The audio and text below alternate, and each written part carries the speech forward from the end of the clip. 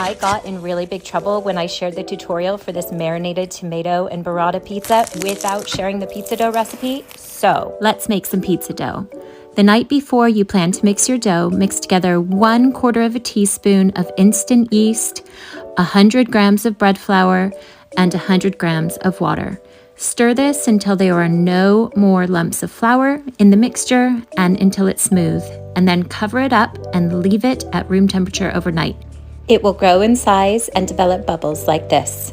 Add that to your mix with 290 grams of water, a teaspoon of honey, a teaspoon of olive oil, and mix. Then you're going to add in 450 grams of bread flour, 50 grams of wholemeal or whole wheat flour, a 1/4 teaspoon of instant yeast, and 10 grams of salt. And then mix this with your hand or in a stand mixer. If you're doing it by hand, it may feel a little bit dry. Keep going, don't add more water.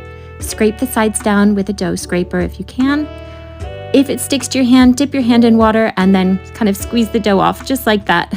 Cover it up for about 45 minutes, wet your hand, and then do a series of stretch and folds.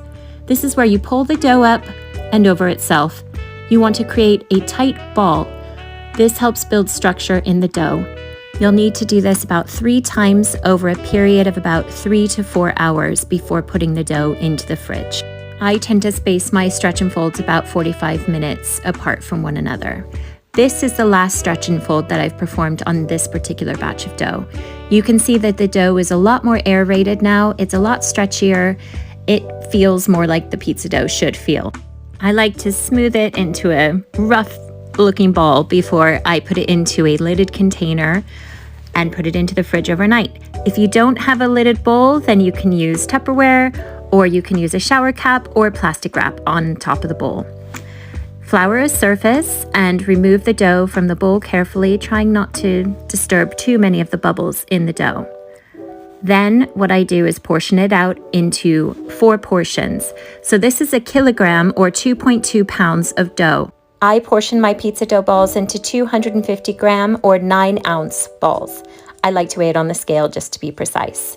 Then I pre-shape the dough balls. So this involves sort of pulling each side of the ball in on itself, flipping it over, and then I use my hands to create tension in the ball and to sort of seal it at the seam at the bottom. Then I pick up the dough ball and kind of squeeze the bottom just to make sure it's completely tight, and then repeat this process with the rest of the dough balls. You can also use a bench scraper to shape them. Then you're going to flour a pan with flour and semolina. You can just use flour, that's fine if you don't have semolina, and then coat the dough balls liberally in that mixture. Once they're all coated, just add a little bit more flour and then you can cover it with a tea towel. You can also cover it with plastic wrap, or you can cover it with a tray that's the same size. Let it proof for about 3 to 4 hours. It should be puffy, stretchy, a lot softer than it was before. Then put on a floured surface, flip it over, press it out to kind of create a steering wheel shape, pick it up and stretch and kind of turn, stretch and turn like you would do a steering wheel. I do this until it feels like it's getting a little bit thinner, but not as thin as I need it completely. I rest it on the board and then I go in with my knuckles, both hands, and I kind of gently stretch it out just to get that middle base a little bit thinner. Then I pick it up and put it into a lightly oiled frying pan over a medium-high heat. Put the toppings on while the bottom of the dough is crisping up. Once the base is crispy and brown, I put it into the oven on one of the upper racks under the broiler or grill for just a few minutes. Make sure it doesn't burn.